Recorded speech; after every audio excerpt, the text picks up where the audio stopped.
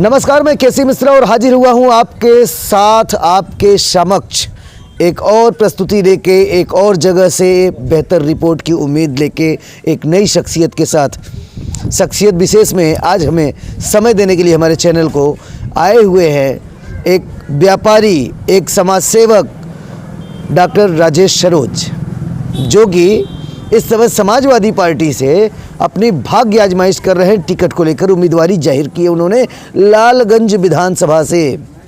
ये क्या कुछ करते हैं, कौन है ये, क्या करते हैं राजेश सरोज, आखिरकार वो नाम जो अब चर्चा का विषय क्यों, अब तक वो चर्चा में क्यों नहीं, ये सब कुछ उनसे जानते हैं कि समाजवादी पार्टी जो समाजवाद की आइडियोलॉजी है, जिसके ideal person doctor Ram Manohar Lohia कहे जाते हैं, उनकी विचारधारा में इनको कितनी आस्था मिली कि ये उनके हो गए और कब से हैं, ये स्वतः बताएंगे। अपना परिचय बताते हुए सर हमारे दर्शकों को ये बताएं कि इस बार जो ये विचारधाराओं का युद्ध चल रहा है, खास करके दो दलों में, आप एक दल से आते हैं और आप बताइए कि इस दल को आपने क्यों पसंद किया। भाई, हमारी पार्टी की विचारधारा सामाजिक, आर्थिक, राजनीतिक न्याय की है और ये पूरे विश्व का कल्याण निहित है।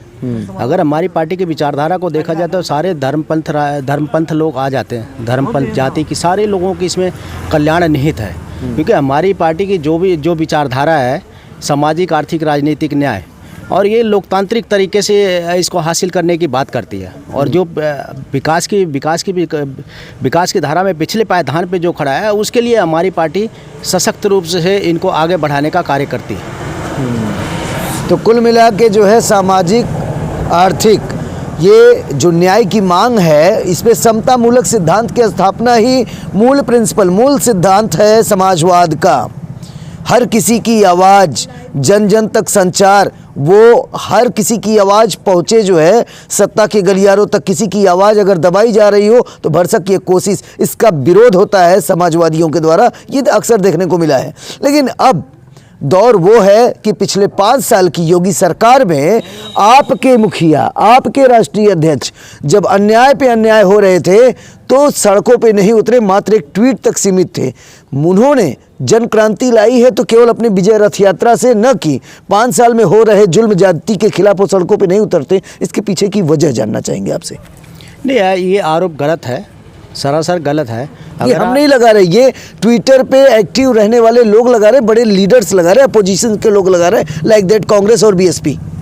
नहीं, ये अगर देखा जाए तो ये सच्चाई से परे है। ऐसा नहीं है। हमारे राष्ट्रीय अध्यक्ष जी ने हमेशा से सड़क पे उतर के एक आंदोलन को नेतृत्व किया है। अभी देखा जाए जो घटना हुई है किसानों के साथ, उसमें कितना प्रबल रूप से इन्होंने इसका नेतृत्व किया है। अजय मिश्रा टेनी को बर्खास्त करने की कितनी इन्होंने मुहिम चलाई है। जो सरेआम किसानों के ऊपर गाड़ियाँ चलाई गई है, उसको लेके आप देख लें सड़कों पे कौन उतरा हुआ था, इसको आप पता लगे। श्रीमान, लखीमपुर खीरी की घटना उस वक्त होती है जब प्रदेश में आचार संहिता के मात्र 2 महीने बचते हैं, कार्यकाल पूरा होने की तरफ होता है। लेकिन हाथरस और उन्नाव जैसी घटनाओं का भी ख्याल रखिए कि आपके राष्ट्रीय अध्यक्ष उनके घर जरूर जाते हैं, वो भी उस हादसे के बाद। लेकिन त्वरित जो पत्रकारों के साथ हो रहा था वहाँ पर, वो प्रेस कॉन्फ्रेंस के माध्यम से बोल रहे थे। लेकिन वो जैसे मुलायम सिंह के समय में, मुझे याद है, अच्छी तरीके से याद है कि शिवपाल सिंह यादव, मुलायम सिंह यादव, ये वो नेता थे कि सड़कों पे उतर के संसद से सड़क गर्म कर देते थे। अन्याय होता था तो किसी की जुल्म जाति बर्दाश्त नहीं थी, किसी की तानाशाही उनसे बर्दाश्त नहीं थी। लेकिन यहाँ पर राष्ट्रीय अध्यक्ष जी, आपको नहीं लगता कि स्मूथ पड़ गए? नहीं, ऐसा नहीं है। अगर देखा जाए, आप मीडिया की रिपोर्ट को ही देखा जाए तो लाखों लोगों को लेकर उन्होंने सड़क पर उतरे हमारे राष्ट्रीय अध्यक्ष जी। और ये देखा गया न्यूज़ चैनलों में, सारे न्यूज़ चैनलों में ये दिखाया गया है। तो ये आरोप सरासर गलत है, ऐसा नहीं है। सारे मुद्दों को लेकर हमारे राष्ट्रीय अध्यक्ष जी हमेशा प्रबल तरीके से सारे मुद्दों को रखते हैं समाज के सामने, और समाज में जिसके साथ ही अन्याय होता है उसको न्याय दिलाने की पुरजोर कोशिश करते हैं। इस बार की जो गणित है उस पर बात कर लेते हैं दोस्तों। आखिरी विषय होगा, हम समझते हैं कि भाई साहब को भी क्षेत्र में निकलना है, समय का अभाव हर किसी को, क्योंकि चुनाव बिल्कुल सर पे है, निकट है। अब दल के लिए वह सहभागिता देनी है।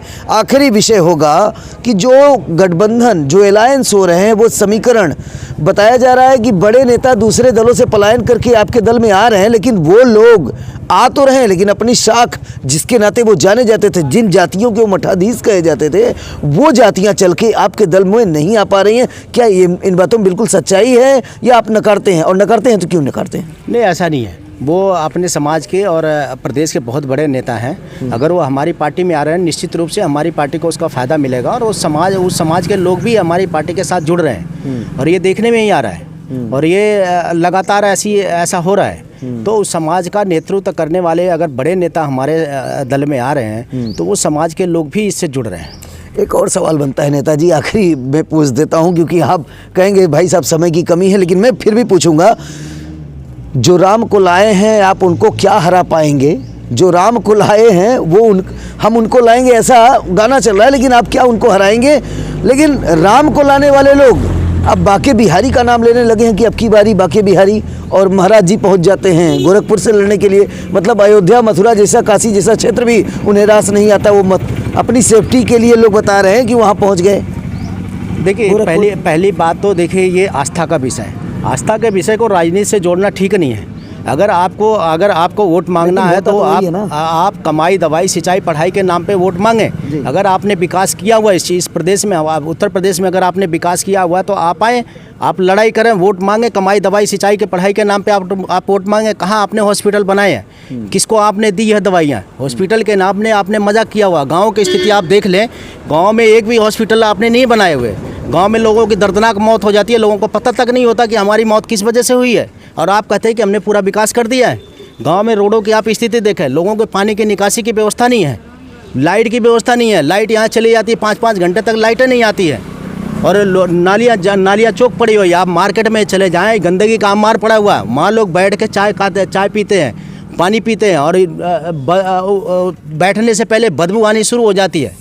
सामने आप शौचालय लिखा हुआ, लेकिन वहाँ शौचालय नहीं है। आपको एक मैं घटना बताता हूँ लखनऊ की। जो यहाँ विधायक आवास है, विधायक आवास के बगल में एक पार्क है, उस पार्क की दीवार पे शौचालय लिखा हुआ है और वहाँ कोई शौचालय नहीं है, और वहाँ नालियाँ, खुली हुई नालियाँ बह रही है। वहाँ लोग शौच के लिए जाते हैं, खुलेआम में शौच करते हैं लोग। और ये सरकार कहती है कि हमने सबका स्वच्छता अभियान चला रखा है। जब अपने विधानसभा के बगल में आप स्वच्छता अभियान का कुछ प्रभाव नहीं डाल सके, तो पूरे प्रदेश में कैसे आप दावा कर सकते हैं कि हमने स्वच्छता ला दी है?